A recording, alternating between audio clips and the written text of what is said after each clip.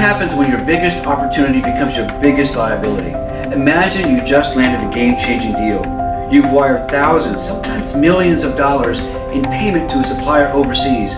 You've lined up customers, planned distribution, and then silence. No delivery or worse. What arrives is defective junk that would ruin your reputation if it ever hit the shelves. I'm Santiago Cueto, a board-certified international business attorney, and for nearly 3 decades I've helped businesses just like yours hold international suppliers accountable when they break their promises. Suing an overseas vendor may sound like a legal maze, and sometimes it is, but if you understand the playbook, you can recover your losses and protect your business from catastrophe. The first step is understanding that even though your supplier is overseas, they're not untouchable. Your contract, if drafted correctly, can give you home court advantage. If it includes a solid jurisdiction clause, you may be able to bring the lawsuit right here in your state or federal court, instead of chasing the supplier in a federal court with different laws and unknown outcomes. If you don't get that clause in writing, all is not lost, but the road gets more complex. Now let's say you do file a lawsuit.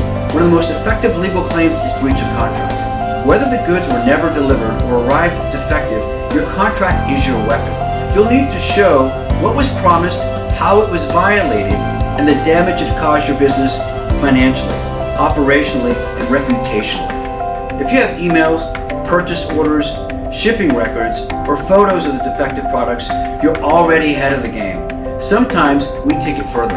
If the supplier sent fraudulent certifications, made false promises about quality, or unknowingly deceived you about production timelines, you may well be able to sue for fraud as well.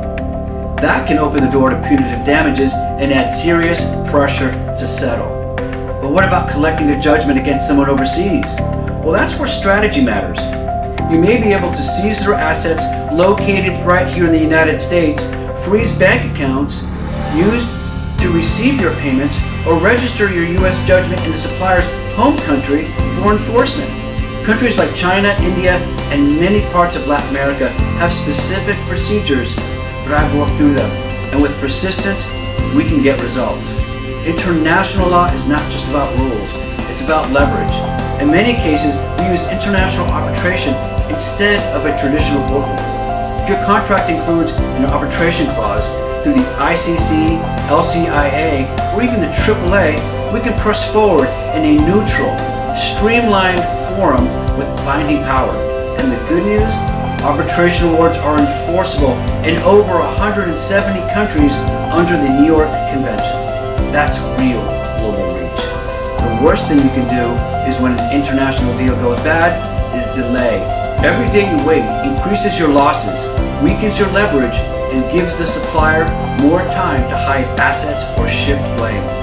I've seen too many companies write it off as lesson learned instead of taking action. But you don't have to accept the loss. You can fight back legally, strategically, and globally. In this new world of global commerce, trust is currency, and when that trust is broken, the law is your recourse. If you've been burned by an overseas supplier, it's time to stop absorbing the loss and start enforcing your rights. If you want to talk strategy, I'm here. And remember, international doesn't mean impossible. It just means you need someone who's played the game before and knows how to win it.